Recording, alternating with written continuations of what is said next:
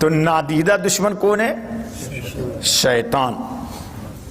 اللہ تعالیٰ اس سے ہم سب کو اپنی حفظ و امان میں رکھے، اپنی حفظ و، دیکھو یہ کہاں سے آیا ہوا ہے؟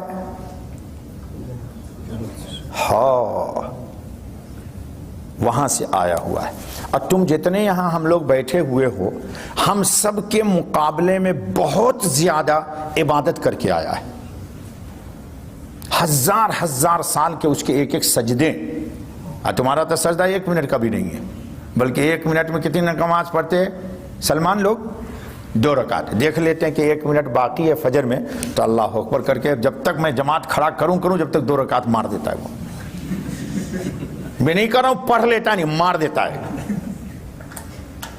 جی۔ کیسے مارتا ہے وہ جانے، اللہ جانے۔ چلو،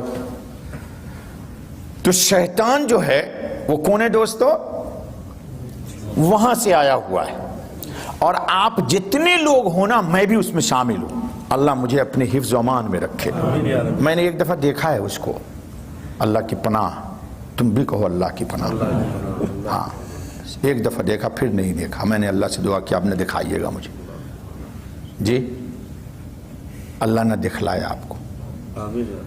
حضرت جنید بغدادی، یہ کشف المحجوب میں شیخ علی حجویری لاہوری نے لکھا ہے یہ واقعہ، کہ حضرت جنید بغدادی علیہ الرحمہ ایک روز بیٹھے ہوئے تھے اللہ کے دھیان میں، تو قرآن میں ہے نا، اعوذ باللہ، شیطان سے پناہ چاہنے کے لیے یہ مت بولو اے جنان خان کم فاسٹ، نو، عبد الجبار خان کم فاسٹ، نو، سعید خان کم فاسٹ، نہیں۔ اگر تم کسی بھی مخلوق کو بلاؤ گے تو یہ تم کو سولی پہ لٹکا دے گا، ایمان تمہارا ختم کر دے گا۔ اس لیے مخلوق میں سے کسی کو مت پکارو۔ اگر تم بچنا چاہتے ہو شیطان سے تو صرف اور صرف جو تمہارا خالق ہے، اور وہ شیطان کا بھی خالق ہے جی، وہی تم کو اس سے بچا سکتا ہے، ورنہ کوئی بچا نہیں سکتا۔ کون بچا سکتا ہے؟ تو یہ خیال ان کے دل میں آیا کہ آخر یہ چیز کیا ہے کہ اللہ نے کہا تم کسی سے پناہ نہیں چاہو، صرف مجھ سے پناہ چاہو تب بچ سکتے ہو۔ غالباً عصر کی نماز کا وقت تھا،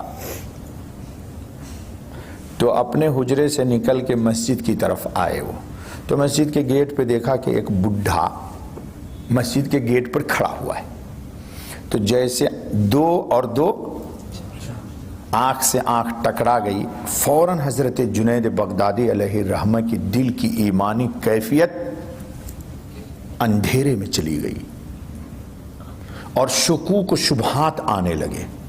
اللہ اکبر۔ تو دجال کو اسی لیے کہا حضور نے کہ جب آ جائے نا تو جنان مت جانا کہ آئی ول ٹرائی، میں دیکھتا ہوں یہ کون ہے، ذرا بیٹا مت جانا، پٹھان بیٹا مت جانا، تم سب بھی مت جانا۔